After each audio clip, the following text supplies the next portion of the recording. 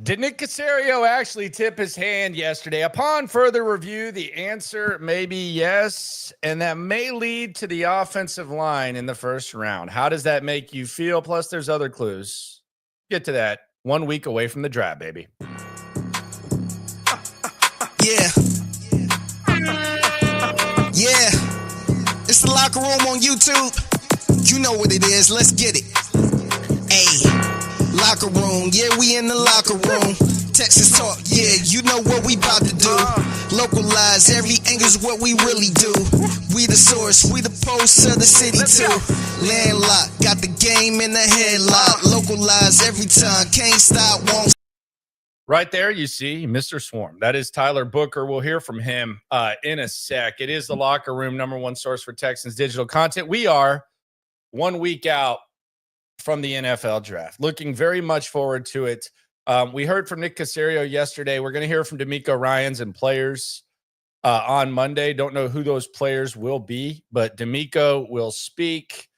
A few days after we heard from Nick Caserio, which as we've made very clear, whenever Nick speaks, it's a lot of word salad, a lot of repetition. Nick. But after kind of going through the croutons of the word salad, there are a couple of clues that perhaps Nick Caserio laid out, but I also believe Nick Caserio might have overcompensated for himself. And on top of another clue, another significant clue, I think about as big of a clue as you could perhaps have this time of the year when it comes to the cabin fever and all of the draft dialogue. I'm wondering, and maybe we just got too much time in our hands. We've been talking about this thing for months. If it's going to be offensive line in the first round, and if so, it doesn't overly excite me for a number of reasons. I think there's as much of a need with the skill position guys. You've made a lot of changes on the offensive line. Might just be change for the sake of change. But I think there's a lot of opportunity with skill guys. And quite frankly, I don't trust Nick Caserio when it comes to offensive line development, offensive line evaluation. And I don't think you can separate DeMeco from this either. Now, has the process changed? I think the clues would lead you to say yes, but I asked Nick Caserio about this while acknowledging the obvious failures that they've had when it comes to an ROI, return on investment on the offensive line. This is what the GM had to say as he drank his coffee with honey in it. And the process, you guys have had the most invested, or among the top of the league, most invested in the offensive line, and it really kind of hasn't translated on the field. Given that, outside of getting rid of players and coaches, does that process maybe require a little bit more tweaking than other processes, given what the results have been based on the investment? Yeah, we always look at everything. So, just try to, in the end, try to make the decisions that we feel, are in the best interest of the team. It's always case by case. Each year is going to be a little bit different. So, contracts are contracts. It's just part of the process. So, we'll look at everything, and if there's something that we feel we can improve, we'll look at it, and if not, then we'll kind of keep moving forward. All right, we look at everything. That's good. You definitely should look at the way that you evaluate offensive linemen. I understand. I know you're not going to give too much information. I don't expect you to go up there and say, I suck at this and I'm terrible. I think we can kind of see. But there was something that he said when he was asked this question for a second time. And Adam Wexler out there at 790 in Space City, he asked the exact same question. And I was happy he did. Because first of all, it's topical. It's very important. And maybe you would get the answer the second time around. I've seen it happen a number of times. I've seen DeMeco go more in depth on from question to question, depending on who's asking it. So maybe the same thing would happen with Nick Caserio. Spoiler alert, it didn't, but he brought something else up that has, I think this is where me putting on the detective hat kind of came into play when he added another element to his answer when Wexler asked him. Nick, as you normally do when you open up these press conferences, you mentioned some of the guys that are in your group, Lip, Zeke, and Brad. You guys have been together the last last couple of years doing this, last 3 drafts, you drafted 6 offensive linemen, 3 in the first 2 rounds. Do you think internally there needs to be a reevaluation of how you evaluate that specific position? I mean, we look at everything on a constant basis. So again, it's case by case. I mean, a lot of faith and confidence. I mean, I'd say the entire building, starting with DeMeco and the coaching staff, have a lot of confidence in that group. So again, look at everything and we'll try to make decisions that, we think make sense for the organization. They're not all going to work. I mean, I've said this before. I mean, I don't know how many times I've said it, but it's a lot. You can ask Omar. I mean, the draft's 50-50. I mean, that's what it is. So some are going to work, some aren't going to work. I mean, that's just the way it goes. So we're no different than any other team. So if there's something that we can improve and tweak and adjust, we'll look at it. So it's never one. He says it's never one particular area, and he says there's not any wholesale changes. Now, the thing about it is we've seen wholesale changes on the offensive line. And Caserio has kind of minimized that and said there's not any wholesale change. Well, you got rid of 3 starters. You got rid of the O-line coach. You got rid of the offensive coordinator. So there are wholesale changes. There's obviously a new mindset with the offensive line.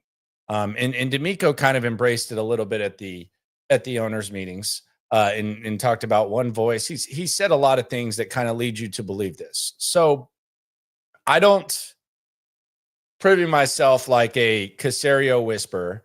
I don't speak Caserio, but I've listened to every word he said since he's been GM of the Texans, and I do wonder if there's some overcompensation when it comes to Nick Caserio and minimizing what they've done with the offensive line and what they've decided to do, and him basically saying that they're not wholesale changes, and there's not like a big culture shock with the offensive line.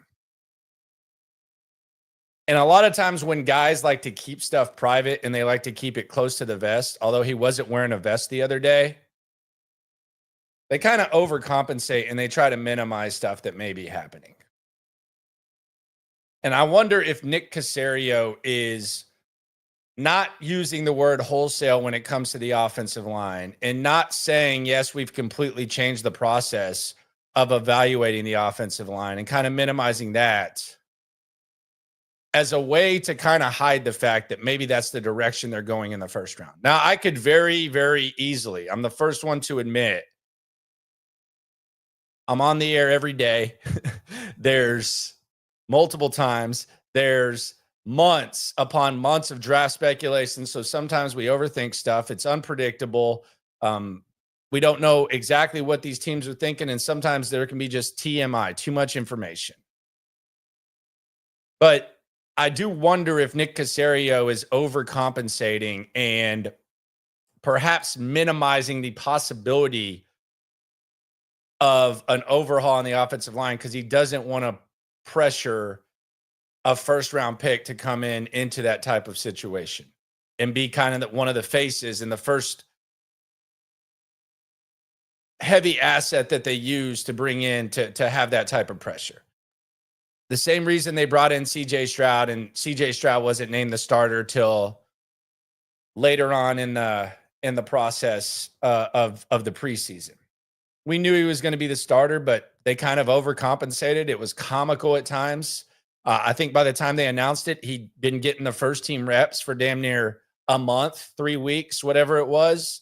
And they kind of overcompensated because CJ was coming into a situation where he was the face of the most dog-butted organization in football for a few years. Shout out to Bill O'Brien and the POS Jack Easterby. And he was replacing Deshaun Watson, and they didn't want to just throw that pressure on him. Much like a lot of people think that the offensive line is what's holding this organization back.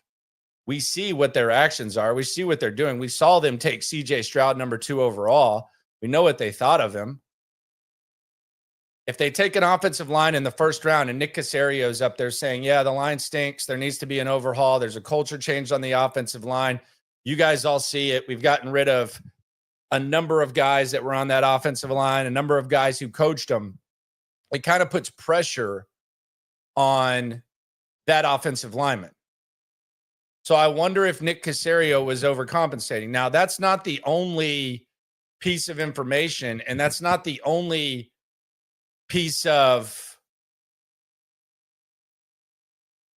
data / clues that has me feeling this way, because going back to that CJ Stroud situation, and shout out to everyone in the chat. Hope you're going to join us, myself and Cody Stutes, at Karbach Saturday, April 26th, 11 a.m., day 3 of the draft. The S&L channel, by the way, and be sure to like this video and watch and listen to S&L on all podcast formats and live on YouTube every day at 4. We'll be out there 11 a.m. the 26th at Karbach, and we hope you'll be out there with us. It's going to be fun. It's going to be a party. We're going to get some stuff planned, and it's just going to be a fun time to kind of unwind with the end of the draft, because it's a lot of work leading up to the draft for a lot of people, and we just want to celebrate no matter what, no matter how many people come through. It seems like it might be a lot, but the pizza and pints, the beer garden, we hope to see you there. But going back to the CJ Stroud situation, during that time, there was a lot of speculation about where the Texans going to take a quarterback.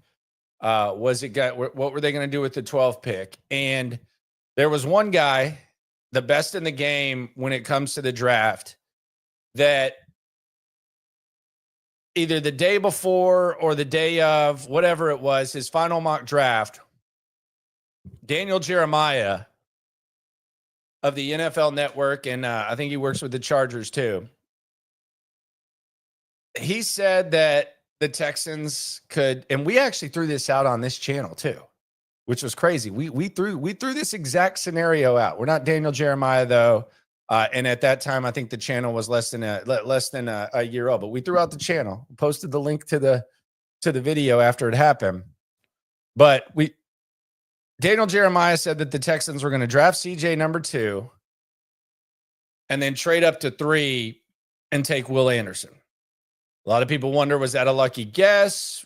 What did he know? But from that moment forward, Daniel Jeremiah kind of established himself as, he'd already established himself as the go-to of the NFL draft. Like, I think he'd kind of taken the torch from Mayock. I think Mayock was probably a lot of the people's choice.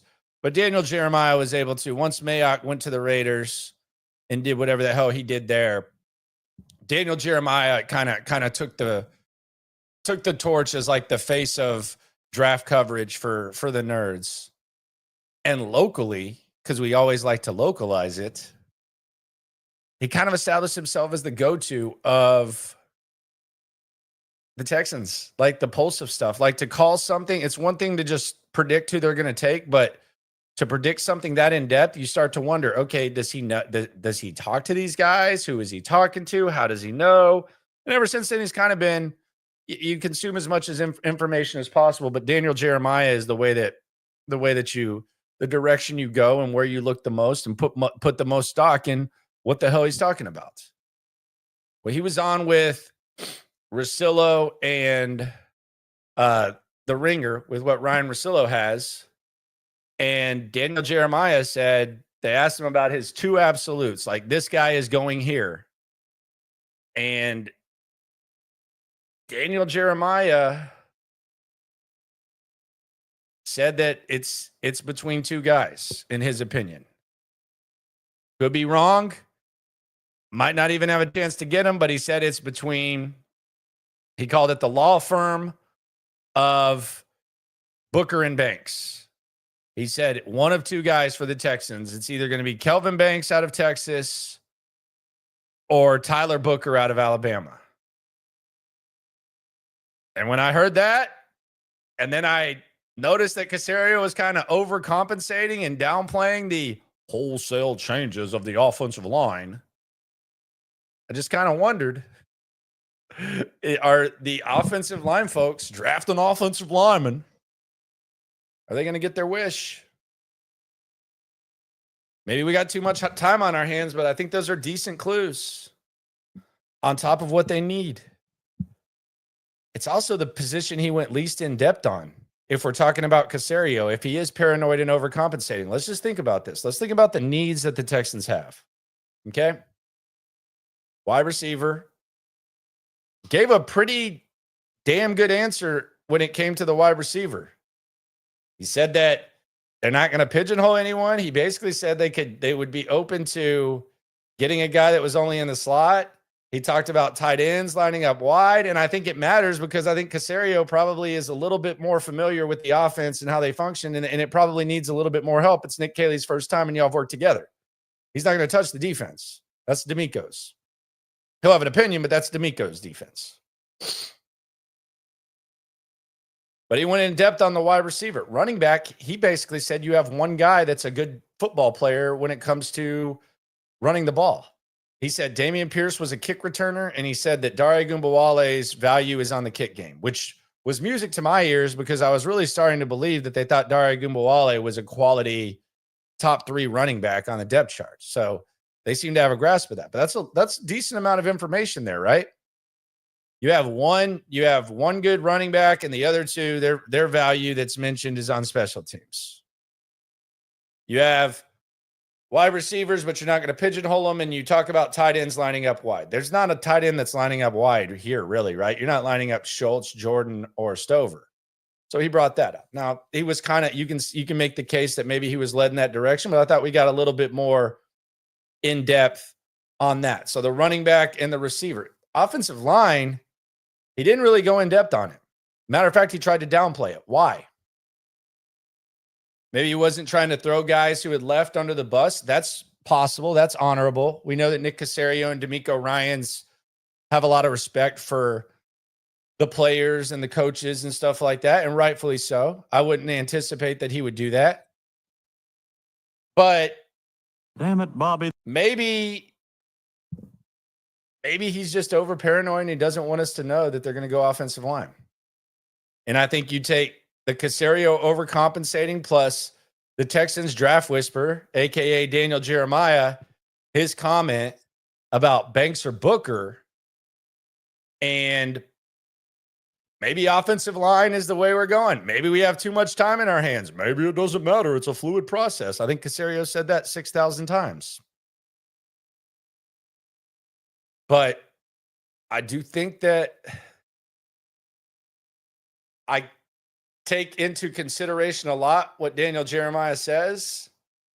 And I do think there's probably a little bit of a tendency for Nick Caserio to perhaps overcompensate. It is the Locker Room, #1 source for Texans digital content. Hope you're going to be at the party the 26th, 11 a.m. at Karbach with myself and Cody Stutes. Super stream. Man, we will be halfway through that. Day 1 in a week. So join us on the Super Stream S&L Texans Talk with myself and Stutes. We got you covered. We're finally going to get this draft underway. My gosh, hurry up, draft. You ain't never hate. Swarm. On the super chat, HDAV Traveler. Shout out to HDAV Traveler. He says, evening, everyone. I hope to make it to the draft party. We hope you do too. We hope you do too. I saw in the chat someone's volunteering that I'm buying everyone beer. I don't know about all of that. We might buy a few beers here and there, but we will see. Joseph said that. Joseph, just show me this comment. I'll get you a brew for sure. I'll get you a brew. It's got to be a hazy IPA though. If you're just gonna volunteer, you gotta have the hazy IPA. So we got to get you up to like the 8-point beer if you're gonna volunteer like that. So it's got to be a hazy IPA, but I hope to see people up there, and we'll lay that out. This is a good question by Cebu, and I'll answer this after we kind of dive into these two prospects. Do you like Banks or Booker better? It's a good question. My question, though, before we get to that is, who do we think they like better? That's the question that I have. And I would hope that Cole Popovich is the guy that gets to make the decision because he's the O-line coach along with Kaylee. But I think I know which direction DeMeco Ryans may be leaning, and that's Tyler Booker. And I've played this a little bit, but let's just kind of get to know Tyler Booker in what he has to say, because the athleticism is limited, but the intangibles are through the roof. Tell me this isn't Swarm AF. This is Tyler Booker. We've played this a few times. It just, people love this quote, man. And this is going to be, wherever the hell he goes, this is going to be viral as hell, wherever that is. But this is Tyler Booker talking about why he likes football so much. And we know DeMeco Ryans, we want guys that like football. Like adversity is going to hit, and how are you going to respond? And then everybody loves to play football but when it's easy, but who loves to play football when it's hard? And I feel like that's what separates the good guys from the great guys at the game of football. And then ultimately, I just love the aggressiveness and the tenacity of the game of football, like how is legal assault out there. And I love football because the brand of football that I play, I make guys not love football anymore. And I do that every day, every down, by really just giving them my all and letting them know. So the thing I love the most about football is taking the love away from other people. It's probably something that DeMeco Ryans likes, probably something that a lot of people in the chat like. Because that definitely hasn't been the mindset along the Texans offensive line. I mean, that's definite. That definitely has not been the mindset. It's from the tippity top down to the people who look up to the tippity top to what Shaq Mason brought to the table last year. That definitely has not been the mindset on that offensive line. So if you are trying to revamp the offensive line, and I think we can all agree they are, Tyler Booker kind of has that mindset. He is swarm as hell. Now, there's another relationship he has too that I think matters. This was Tyler Booker at the Combine. And not only is he swarm AF, he's tight with the face of the DeMeco Ryans swarm mindset.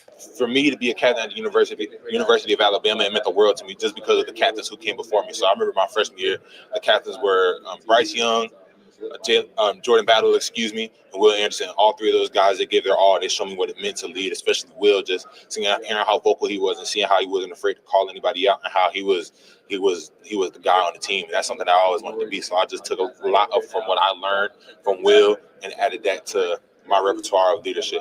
And I lead by knowing who I'm leading. Like you can't lead everybody the same, just as you can't coach everybody the same. Some guys react well when I get after them, like, hey, you're not practicing hard enough. But some guys will shut down, will shut down when they hear that. So first and foremost, I have to know my teammates. I have to have a natural love for my teammates, and then I'll know the best way to lead them.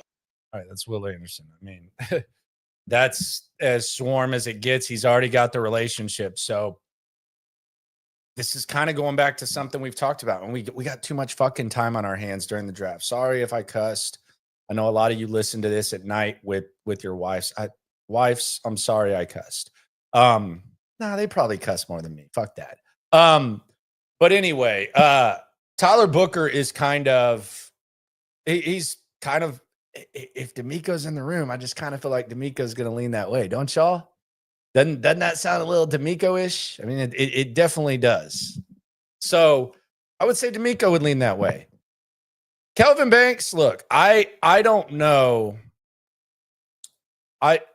There's not a clip that we're going to play of Kelvin Banks that is even going to remotely compete with that when it comes to generating excitement at the podium. It's not going to happen. But while there's questions about Kelvin Banks,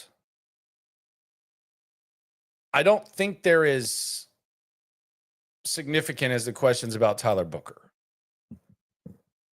The question about Banks, and I don't even know if the Banks fall is real. I don't know if he gets to 25.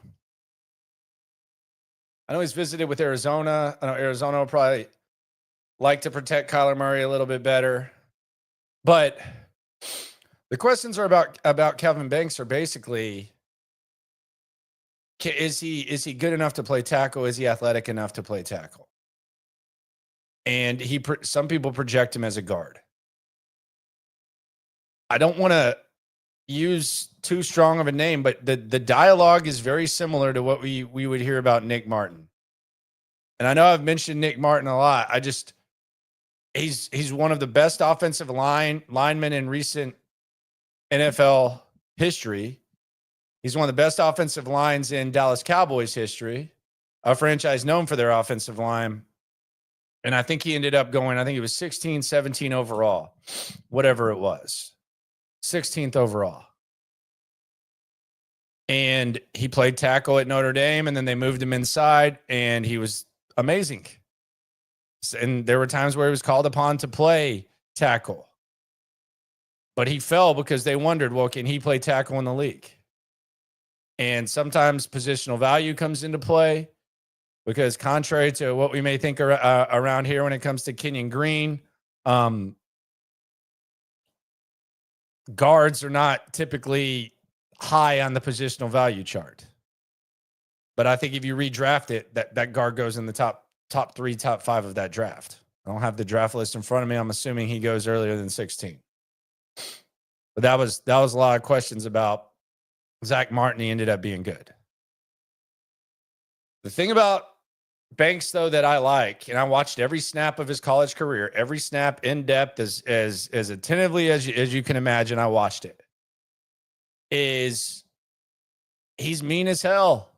Like he is a run blocker. So the athleticism is not really a question. I mean, not the athleticism, the feistiness. The athleticism at guard is definitely not a question. And I think that you could play him at guard and then move him to tackle eventually. I really do. And I think if you don't, I think there's a chance that he ends up being a really, really good guard. Like he might be a better guard than Booker. Because I think the athleticism is better and he's just nasty as hell. And Booker's nasty as hell too. Like you put them side by side, it's like watching two pit bulls. But I think there's more value in Banks because I think there's a chance that he could end up being a tackle. Now, what do they want? What do they think? Who knows? But it does feel, and we've been in this situation. I think this is starting to feel a little bit like you try to compare drafts and you compare this draft to that draft. You have Cam Robinson as like the stopgap at left tackle, but it's you still kind of feel like you need a long-term guy. We don't know what Blake Fisher is and what he's going to be and what they think of him. But it's kind of like in 2018 when, or I should say 2019, when they ended up taking Titus and there was the Andre Dillard thing. It was basically like, is this guy going to fall? Is the tackle going to fall? Whatever. Banks seems to be that guy. They're also talking about Connerly out of Oregon, and who knows how real that is. But I'm just going with Jeremiah's options here for the sake of this discussion, for the sake of the over-analysis of Nick Caserio. I'm going with Banks versus Booker. And the question was asked by Cebu, do you like Banks or Booker better? I like Banks at 25. I like as far as like safety, I like Banks better. Because I think there's 2 layers to Banks when it comes to evaluation. Like Booker could end up being a really good guard. I'm not dismissing that. I don't think it should be dismissed. There's a good chance that he's the first guard taken. So I'm not dismissing that. But I think Banks could be a really good guard too. And I also think he could end up being a really good tackle. And I think when it comes to guards, if guys are evaluating just these prospects as guards, I think these guys are going to be in the top 3. I think Brugler had Banks as his number 2 guard and didn't dismiss him as a tackle. And he also had Booker up there. I don't know if he was 1 or 3 or 4, whatever. He was up there. He was in the top 3. Now, the problem is, and I can see people in the chat saying this, and you're absolutely right. The problem is, well, Landry, I remember that 2019 draft, and I remember you getting really pissed off on the flagship station, and I actually remember you having the exact same rant earlier this week that you're tired of taking offensive linemen because of their versatility. And you're taking these offensive line, you're tired of hearing about how versatile someone is when they're not good at one thing. I am. But I think Banks can be a good guard immediately, and I think there's just a chance he can be the tackle. And I think this pick would be more so just based on evaluating him as a guard versus Booker. He's never played it, though. So how hard is that? And that goes back to another thing that Caserio said. This was something that he said that Cody Stutes brought up. How hard is it to evaluate someone from a position they played to a position they haven't played? And he said it's hard. Now, does that mean that you dismiss the Banks possibility? You could. But what are you doing with Booker? Are you moving Booker from left guard to right guard? Does that count? Because that you can make the case that is the case for either one of these guys. Now, I don't know if Lakin Tomlinson is for sure going to be a guard. I don't know what they're thinking here. But if you're going to take that on the surface, then that can be held against either one of these guys that we're talking about that Daniel Jeremiah brought up, which is Banks and Booker. Or it could be just another example of how he started this effing thing. And it could just be some more effing Nick Caserio overcompensation. Who the hell knows? We've been on this too long. This is a big gap. NFL they just have me wrapped around their little finger. Hell of a gap that they have between this. To where we're going through the big Olive Garden style bowl of Nick Caserio's word salad trying to make sense of things. But they do need offensive line, and I think there's a lot of people that would probably be happy if that's the direction they go. Draft an offensive lineman. You need an offensive lineman. I think the fan base can get behind either one of these picks. I don't think either one of these is a disaster. Now, if they go Jackson or Connerly, the draft an offensive lineman guys, they'll be fine with it. But I don't know that the guys that are open, the guys and gals that are open to wide receiver, dark horse running back, best player available, I don't know that they're going to get overly pumped about Jackson, Simmons, Connerly, like any offensive lineman not named these two guys. I think these are the most appealing. I do think there's somewhat of a culture. I'll tell you this, and this is going back to the Texas thing. I know Banks was the blue chip. He was the prize guy. He committed to Oregon, then Quinn Ewers committed to Texas, then he decommitted from Oregon. I think he got like $100K along with Cameron Williams, who decommitted from Miami, I think. And they ended up going to Austin. If you are kind of revamping the identity of the offensive line, another guy who we keep bringing up is Jake Majors out of Texas, who's a day 3 center. He was the leader of those. He was the leader of that Texas group that Nick Caserio spoke so highly of, said 500 guys are going to get drafted. He was the leader, unquestioned leader. So if there is an overhaul of the offensive line, and we all think that Nick Caserio and the Texans want to change that, then you add a Majors and a Banks, like a Majors later in the draft and a Banks, or a Majors and a Booker, you're kind of on the right track. Those are the type of leaders you want. You hear Booker talking about being a leader. You hear Majors. That's what you want. That's as opposite of Laramie Tunsil as you can get. Now, hopefully they can play as good as Laramie Tunsil. But as far as iron sharpening iron, there's a lot of possibility with that.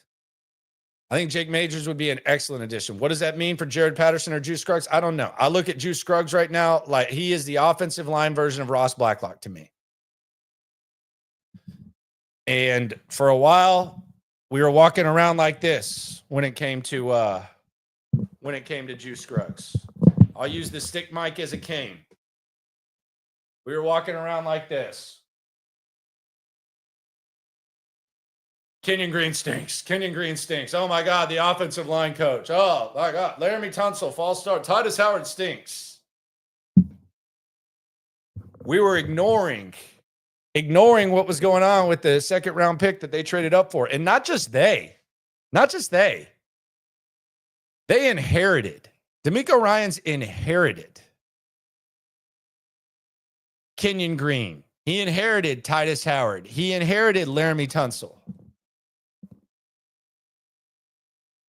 They, as a group, traded up for Juice Scruggs. And for all this time with this offensive line sucking, we don't really talk about Juice Scruggs. We don't really talk about him being part of the sucking. But he's been bad.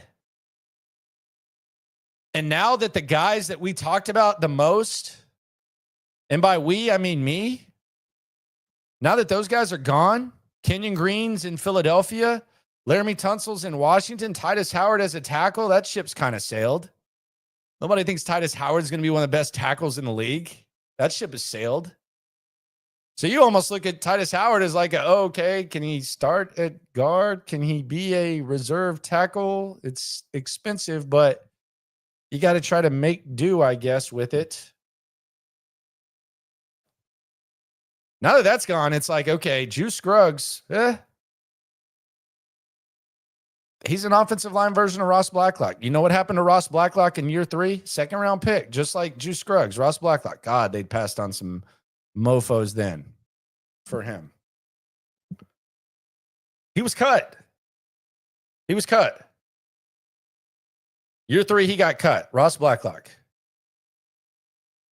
And that was Lovie Smith. Lovie Smith had nothing to do really with Ross Blacklock. He was hired as DC the year after. And Ross Blacklock was cut. I think he just got cut again. Juice Scruggs right now is Ross Blacklock offensive line version. Some say, well, would we look at Juice Scruggs different if he weren't a second round pick? I guess, like, I almost feel like you're more patient with him. But make no mistake about it. Like, there are some offensive linemen, and I think I've started the 2 deep version of the offensive line. I always have the spreadsheet during camp. Let me see if I have this up here. Shout out to everyone in the chat. Hope you're at Karbach on the 26th. I know y'all will be on the super streams on S&L channel. But yes, here we go. So if we look at the offensive line, and I have 1, 2, 3, 4, 5, 6, 7 offensive linemen listed. See if I can share this. I haven't filled out everything, so forgive me for that.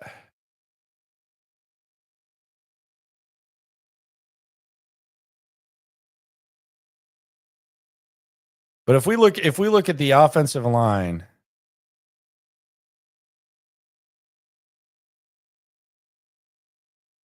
and I'll just say it. We don't have to bring up the 2 deep right now.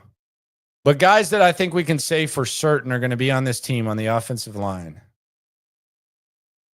Robinson's going to be on the team. That's $15 million. He's got experience at tackle. Yes, he's on the team. Blake Fisher's going to be on the team. They haven't seen enough from him. Now, is he going to start? Who the hell knows? In a perfect scenario, yes. I think Laken Tomlinson's going to be on the team because DeMeco loves him so much. Talked about his leadership. But Trent Brown, Patterson, who knows? Titus Howard, maybe, who knows? Juice Scruggs, no. Juice Scruggs is not on the list of guys that are 100% certain on the team.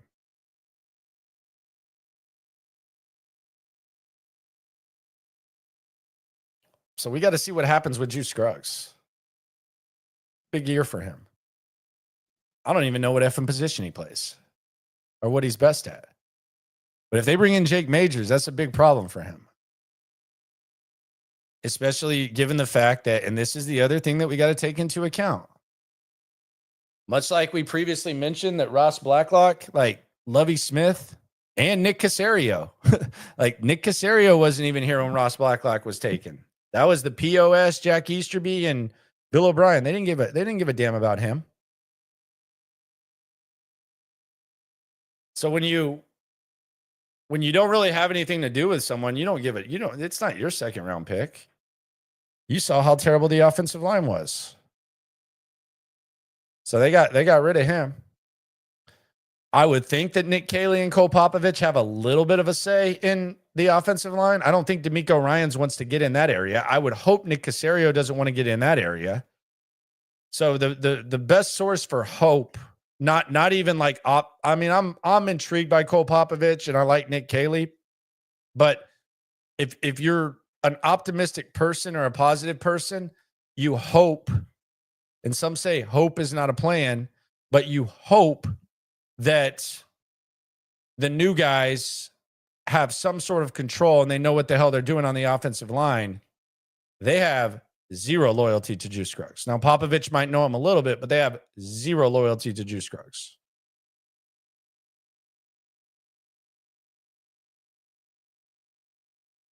So he's fighting for his job.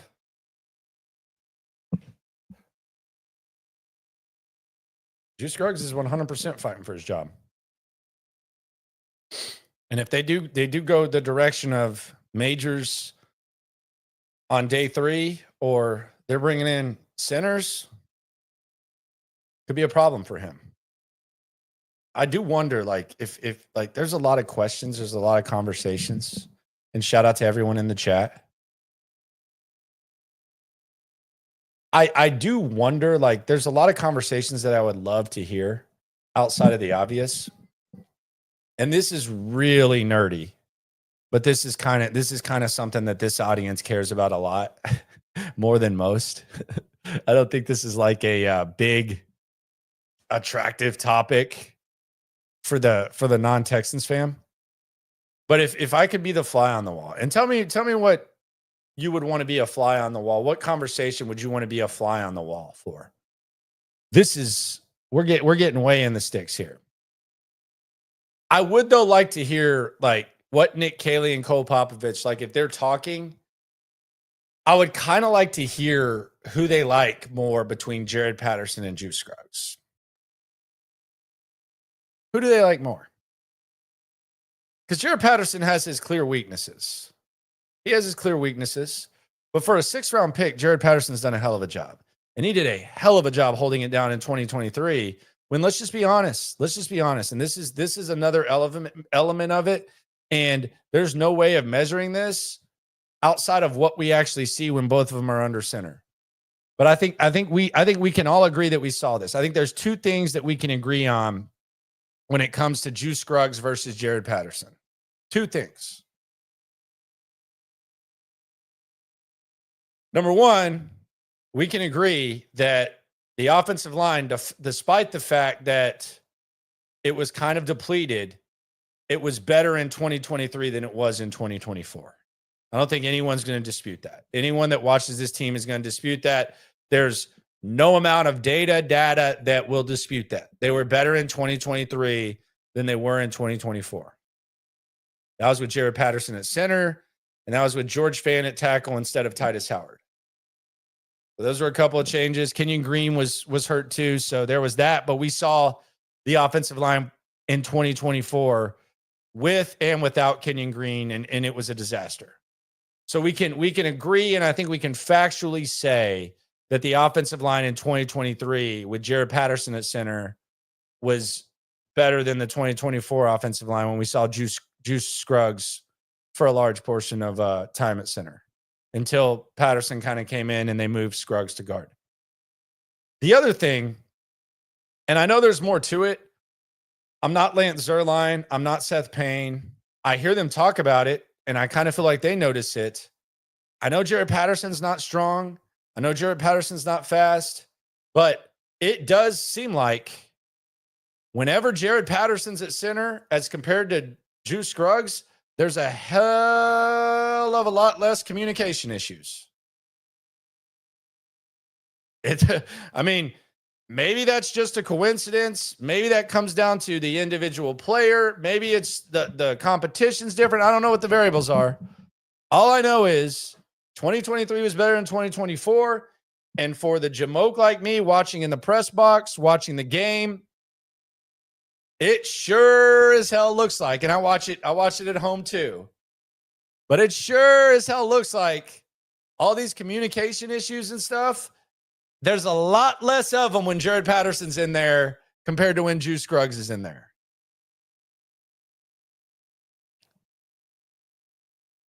If I'm just watching the Texans, and I don't think either one of these guys have been good starting centers. I think you're in the bottom half and well into the bottom half with what we have as a 2-year body of work with either Patterson or Scruggs at center. It's not good. It's not good. It's not worth ignoring the possibility of bringing in another center. And there's no way Cole Popovich and Nick Caserio turn on that tape and say, man, that's our center right there. They might say, hey, we need a new one. Especially if we can get him on day 3.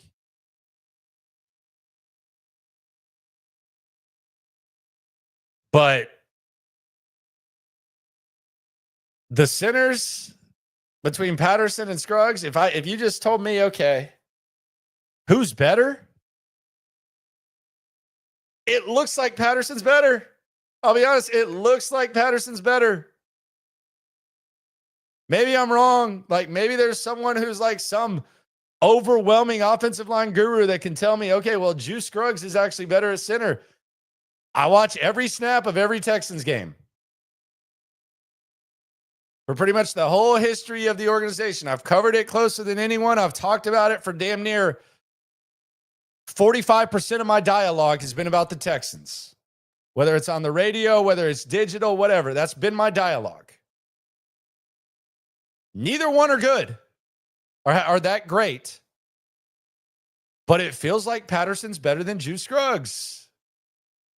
They're both mid. I agree. I said that. But who's more mid and who's less mid? And I guess less mid is better than more mid. Who is? Does it not feel like Jared Patterson's better? I'm just hammering home the point that Juice Scruggs, his job is on the line, and it should be. And then you hear Caserio last year say, just like it's almost like he's saying the sky is blue. Well, Juice is obviously a better center than guard. Is he? Maybe Caserio is kind of lingering around with the offensive line to come out and say that. Now, I damn sure don't want to hear DeMeco talk about the offensive line either. That's a freaking disaster too. He's always going to protect the player though, even when it's going bad. We've established that. Feels like Patterson's better though. Maybe it's because I'm looking at him as a 6th rounder. Maybe if Jared Patterson were a 2nd rounder, I would look at him and say that guy stinks. Some people might still do that. But if you told me that those guys were drafted in the exact same round, I would say that I would say that just from my perspective, it feels like the offensive line seems they're lost with both of them, but they seem less lost with Jared Patterson, and Jared Patterson seems like the better guy. There's my quota for the Jared Patterson Juice Scruggs dialogue. I've met it. So there you go. The offensive line. And Nick made me do this. Daniel Jeremiah made me do this. They made me talk about this offensive line. It's a damn shame. That's just kind of where we are. Let's start talking about receivers now. Primetime says he's sold on Burden, and he really has a gut feeling that he's going to be the best wide receiver out of this draft. I mean, it's not crazy. It's not like I think Travis Hunter's better. Are we counting Travis Hunter? You think Luther Burden's better than Travis Hunter? I don't. I think Travis Hunter is by far the best wide receiver in this draft. I think there's even untapped potential there, and I think he's the best. So are you saying non-Travis Hunter receiver when you say that? Because I don't think that's crazy. Could he be better than Golden? Sure. I like Golden fine, but I don't love Matthew Golden. McMillan? Maybe. I just don't know when Burden goes. He might find himself in a situation with one of these good teams. He might end up falling to the back end of the 1st round, and I'm sure that's probably going to freak you out. Like if he ends up on the Ravens or the Chiefs or the Bills kind of maybe need some weapons. That's always like the nightmare. As soon as Baltimore or Philly drafts him, it's like, that sucks. I don't think the Texans love Burden, though. I don't think they love him. He's not Swarm. apparently. Trey Harris, round 2, please. John Harris yesterday on the Super Draft stream, the Draft Cram. He said if there weren't soft tissue concerns with Trey Harris, and this, I think he said this was from a conversation a while back. He said he's a first-round pick no matter what. Harris intrigues me. I like him better than Kyle Williams. I don't know. Like I just didn't like Kyle Williams, and now I'm in too deep on that. So I've got to roll with the anti-Kyle Williams thing. I know a lot of people like him.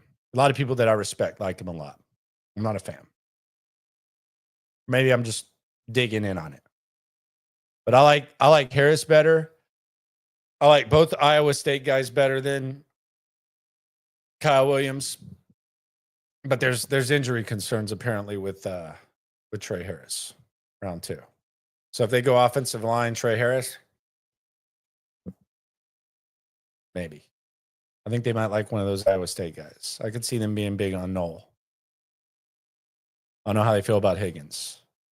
I do think there's probably interesting dialogue between Nick Cayley, the new OC, and Matt Campbell, the head coach at Iowa State.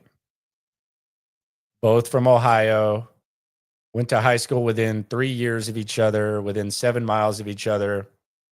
Campbell's dad was a high school football coach. Nick Cayley grew up idolizing high school football coaches and wanting to be a high school football coach. We talked about this earlier this long ass process to the draft. I just think he's probably getting good information on those guys. It's not like he's going to like do some sort of favor. Like if he doesn't think they're good, he's not going to go that way. But they did visit with Knoll. So there's that. I don't know how they feel about Higgins versus Knoll. Don't put too much into the visit. Some teams don't even visit. Some teams have private workouts. Other teams don't. So don't put too much into it. But I do think the dialogue, like let's say that this is where the dialogue is most valuable. Like if there's like extra information that like a coach doesn't necessarily want to offer up to just anyone. And I think for the most part, like it's important for coaches, GMs to have good relationships with college coaches.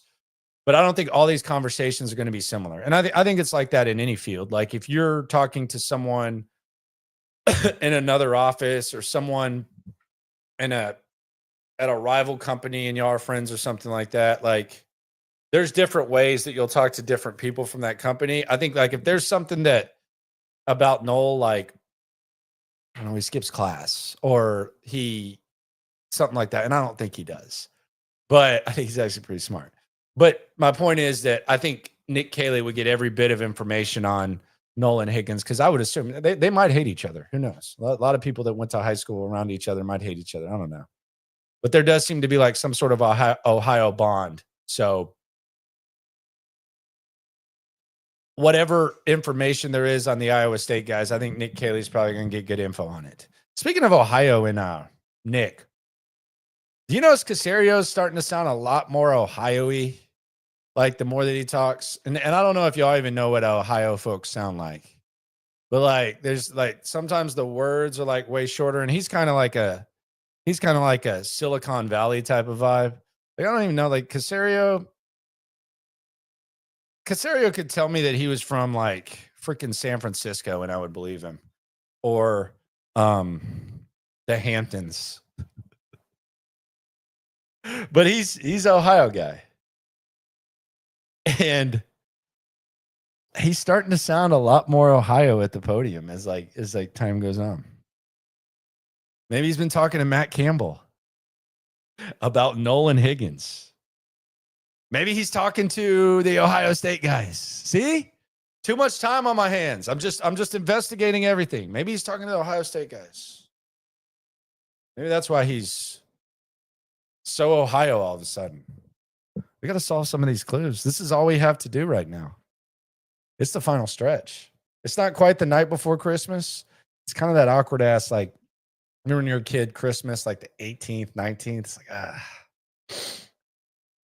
got to go to school one more day, and then it's Christmas break. And then you finally get there. This Christmas, though, you don't know what you're getting. The first Caserio DeMeco draft, you knew what you were getting.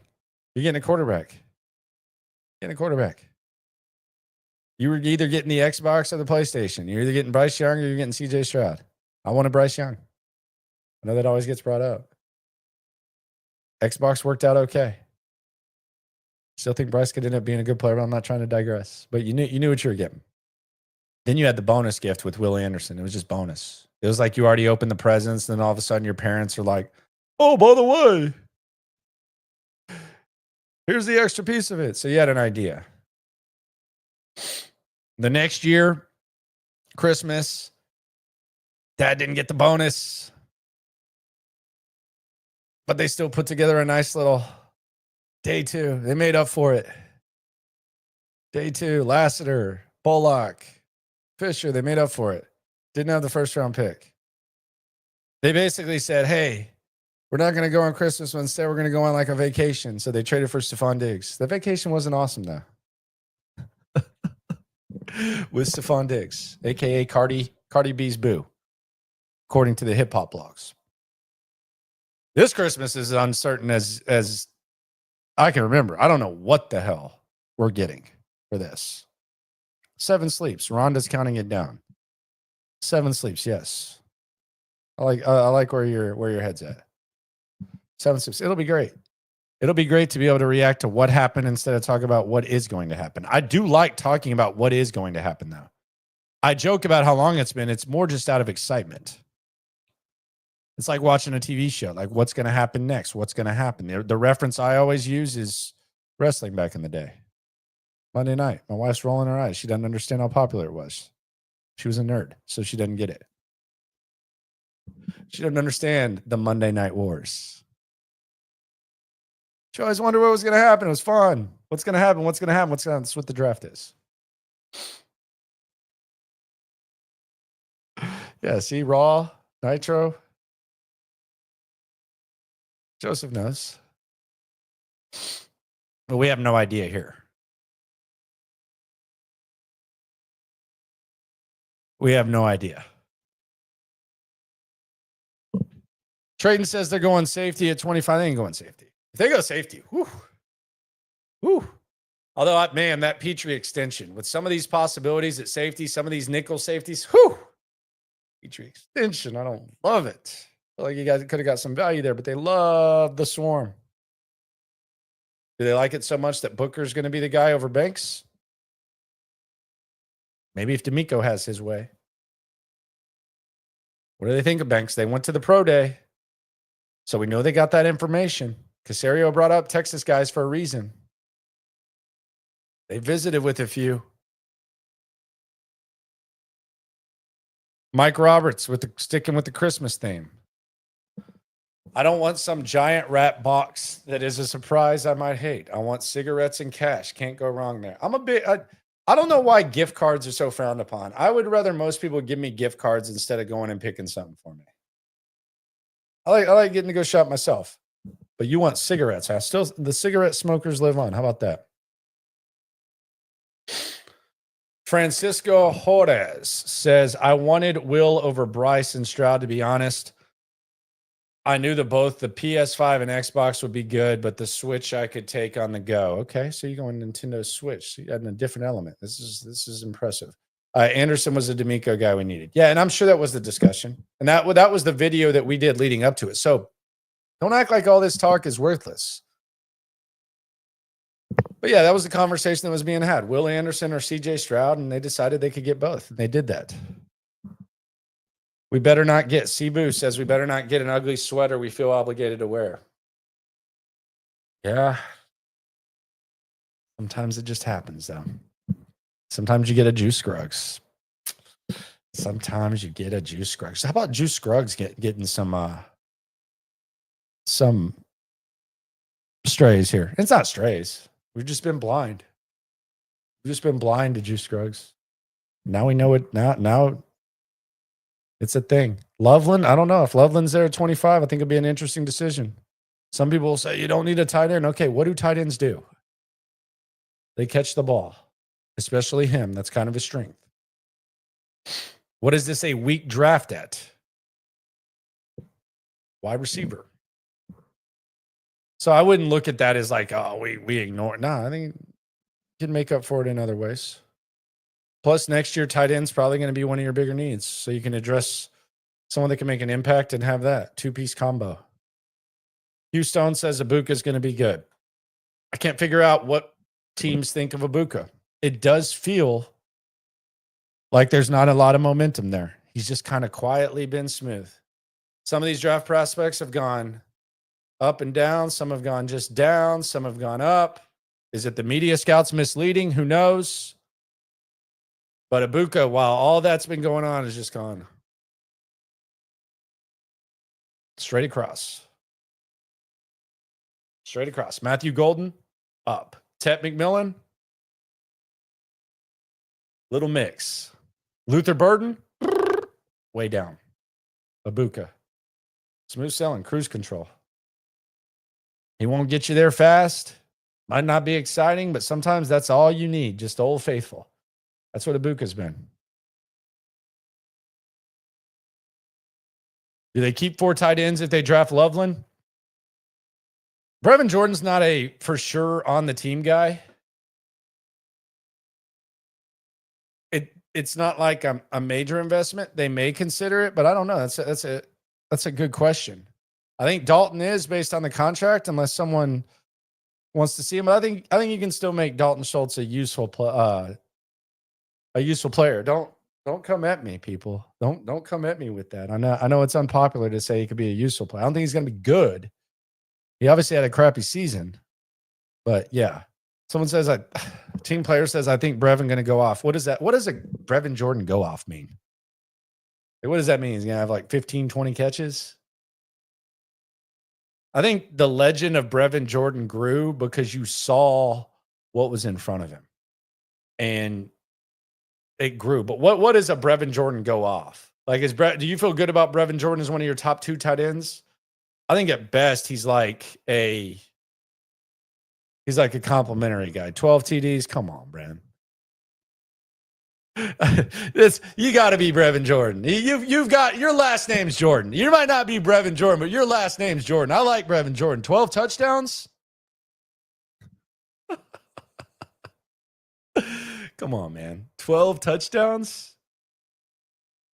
Speaking of tight ends, the Texans announced that Owen Daniels will be announcing one of their picks. Owen Daniels pretty jacked now. I've also heard, I don't want to throw his business out there. I don't want to throw his business out there. Nah, screw it. I've heard that Owen might appreciate a little bit of that high-grade marijuana called Kush on the streets. If I'm wrong, I apologize, Owen. I don't think I am, but if I'm wrong, I apologize. But I think that nice lifestyle he's living, I think he might be able to credit high-grade marijuana called Kush on the streets. Don't quote me on it. But Owen Daniels with the Texans, best tight end in franchise history, had 5 touchdowns, 3 touchdowns, 2, 5, 2, 3, 6, 3. 29 touchdowns. So his season high was with the Texans was 6. You just said that Brevin Jordan is going to double what the best tight end in franchise history did when it comes to touchdowns. You, my friend, are definitely on that high-grade marijuana called Kush on the streets. That's crazy. Jared said something that is really crazy because I almost got out of here without bringing this up. So, Jared, thank you for the alley-oop. I know that I've been anti-defense. I know this.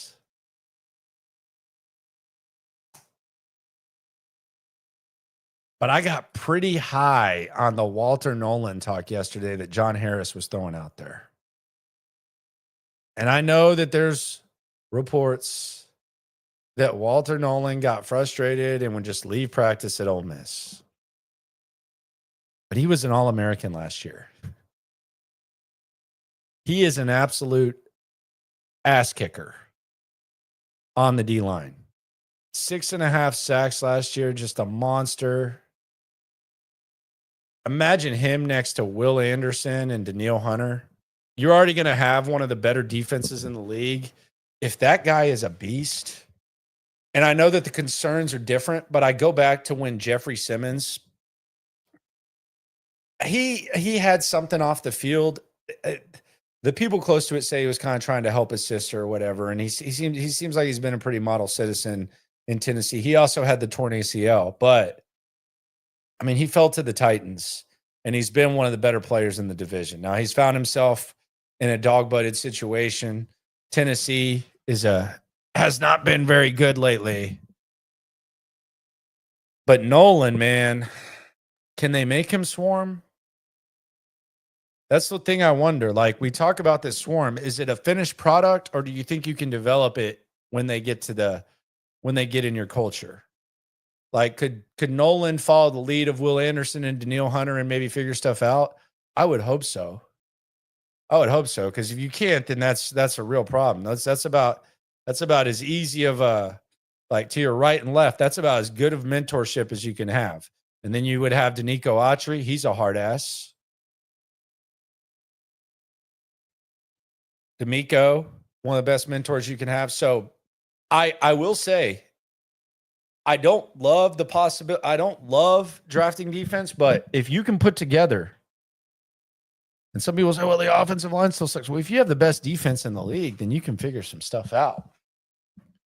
And if Walter Nolan is, let's say if he has an impact of like a Jeffrey Simmons who went late because he slid for character reasons, there's a lot more picks that would make me more upset than Nolan. I've kind of been sold on this. And I actually brought this up with Stutz today. I was talking to Stutz this morning, and I was like, man, I'm kind of intrigued by this Nolan thing. And his whole thing was, well, yeah, when they were doing those too early mock drafts and talking about guys being drafted, he was always mocked in the top 10. And it's not like he had a bad year last year. He was a freaking All-American. Just kind of like other questions and stuff. Maybe some over-analysis. But I'll say this, like, of all these guys that we mentioned and all these names, from Banks to Booker to Abuka and whoever the hell else that we've mentioned as a possibility of 25, and this kind of might transition into the need versus BPA, best player available discussion. Like, Walter Nolan is the most possible, like, this guy could be one of the better players in the league, guys. Like, this guy's a perennial Pro Bowl type guy out of all those guys. I'm not dismissing the possibility with the rest, but man, if he's there at 25, got my damn attention. And we'll be on the live stream on S&L. And maybe by then, I'll be all in on Nolan. You never know. That's the beauty of the draft. We got a long time to talk about it. Still got a week. Kind of still feels like a long time. But who knows? What I do know is I want you at Karbach the 26th, 11 a.m., Biergarten, pizza and pints. A lot of people have already said they're going to be out there. We look forward to hanging out with you. We look forward to hanging out with you daily, 4 o'clock S&L, no matter what. Right here on YouTube, all podcast platforms, 10:30, the Locker Room stream. And, of course, we got the Super Stream and the party. Appreciate y'all for coming through.